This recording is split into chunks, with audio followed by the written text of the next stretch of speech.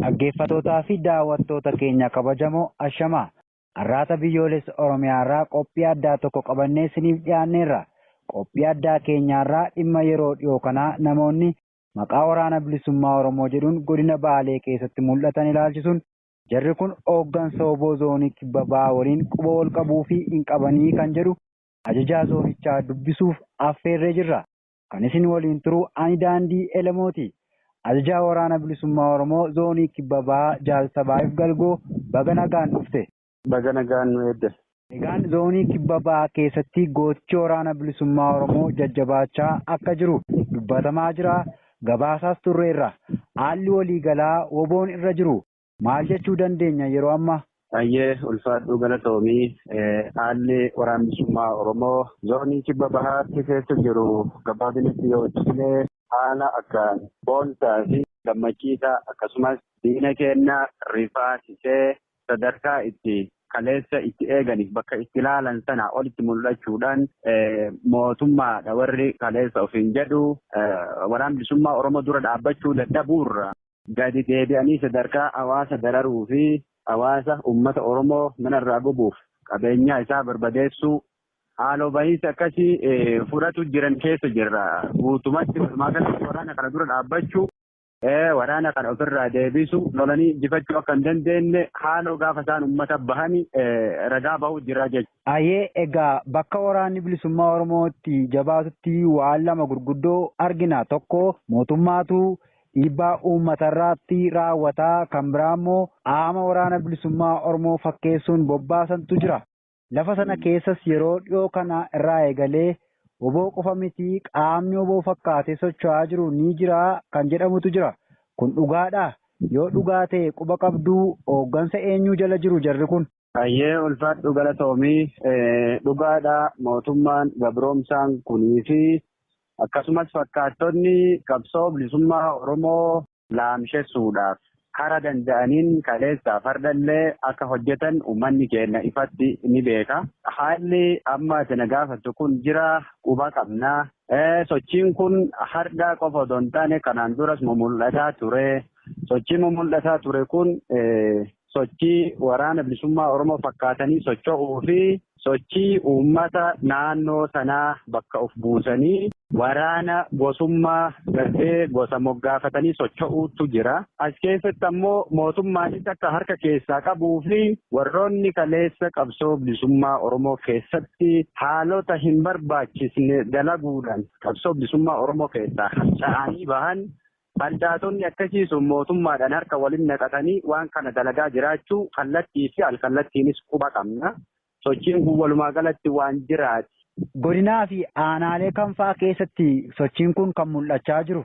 Godina Baalee, aanaa Gaasaraa, Agaafraa fi aanaalee haga sadii keessatti maqaadhaanii aanaa Nadhaa keessatti sochiin kun mul'ate jedhamee qabatamaan irra geennee karaa sabboontota uummata Oromootiin mirkaneeffanne aanaa Gaasaraa fi aanaa Agaafraati jechuudha. Mee egaa jarri kun kaayyoo fi akeekni isaan qabatanii socho'an maali? Dubbistanii ofitti dhuunfachuudhaaf yaalii isin taasistan jiraa? Egaa haalli isaan ittiin socho'an akkuma jalqabatti ibsuuf yaaletti sochiin kun bakkoota tokko tokkotti maqaa waraana bilisummaa Oromoo dhahachuudhaan socho'anii hooggansa zoonii kibba bahaa jala jirra nuti waraana bilisummaa Oromooti maqaa jedhuun socho'anii bakkoota tokko tokkotti ammoo nuti waraana Koomandoo yookaan waraana Arseeti waraana isiniif bakka bu'u gosa kanaaf gartee aarsaa fi rakkoo isin dhufe kamuu isin dandamachiisu jettee maqaa kanaan sochooti maqaa lamaan kanaan socho'u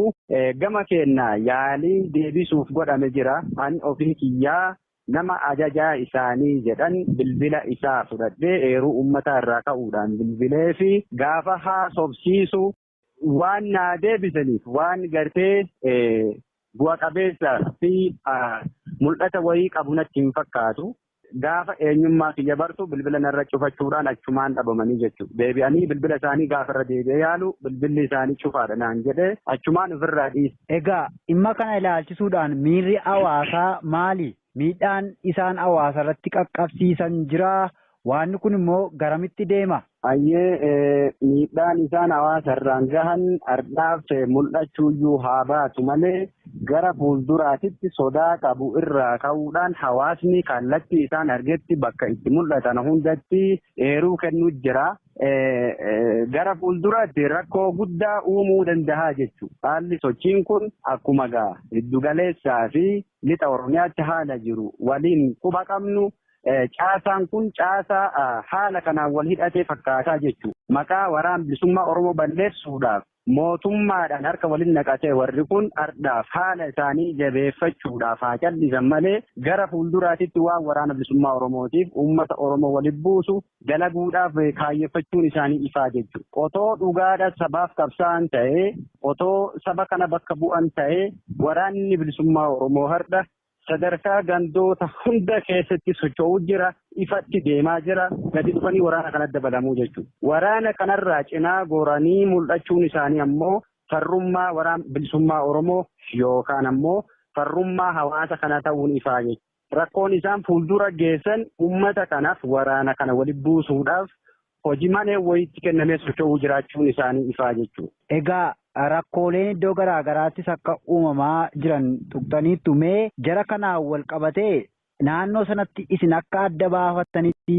eenyudha kan isaaniin gadhaabuuf yaalii gochaa jiru kan qorannoodhaan adda bahe yookaan immoo odeessa gaarii itti qabdan maaliif jennaan baatii 3 dura murni bilisiginnaa Alshabaab keessatti namoota afaan Oromoo dubbatan ijaaree daangaa kanaan dura karaa Baalee Sumaaleedhaaf kutan aanaa tokko deebisnaa gara Oromiyaatti galuu qabdii yaada jedhuun uummata naannoo sanaa ijaaranii uummata naannoo sanaallee dhiibbaa biraatiif yeroo isaan saaxilaa turantu jira. Waraanni sunis akeekas jaarmiyaallee hin qabu hedduus hin sossoone kanaan wal qabatee harki mootummaa agam keessa gadi fagaatee jira maal jechuu dandeessu?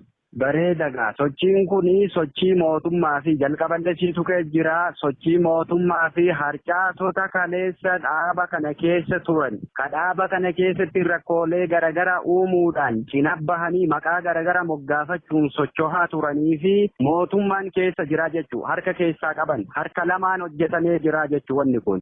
Caasaan isaanii biyya keessaa aga biyya alaatti wal hidhateeti sochiin kun ka jalqabee jechuudha. Itti milkaa'uu haa dadhaban malee asiin dura lafa jala wanni qindeeffataa turan jira jechuudha. Kuni mootummaadhaa fi warra kaleessa dhaaba kana keessatti rakkoolee garaagaraa as keessatti uumuun as keessaa bahaniif mootummaatu harka keessaa qaba. Caasaa lama qaama lamatu harka keessaa qaba jechuudha. Mootummaa fi warra maqaa dhaaba kanaatiin daldalantuu harka keessaa qaba. Lixa Oromiyaa keessattis yeroo namoonni akkasiin maqaa oboon ijaaraman garuu ammoo hooggansa jala galuu diduudhaan yakkoota gurguddoo hojjechaa jirantu jira. Kanaaf rakkoon akkasii deebee zoonii kibba bahaa keessatti akka hin mudanneef maal gochaa jirtu isin akka waraanaatti uummannis dammaqiinsa waan kanaa akka horatuuf maaltu itti deemame? Galatoomii gara keennan gama waraana bilisummaa Oromoo fi sabboontotaatiin haalli irratti hojjetamaa jiru.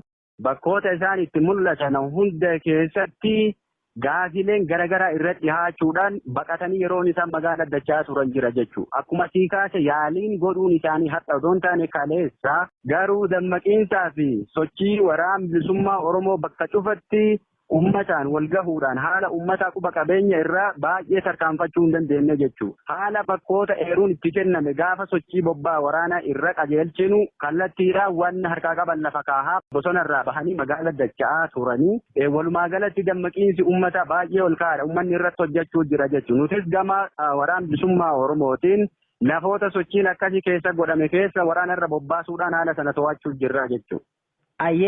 Dhiibbaan gama uummata burjaajessuutiin isaan uuman agamii uummannis immoo kanaan akka hin burjaajomneef maal gochuu qaba gara fuulduraatti?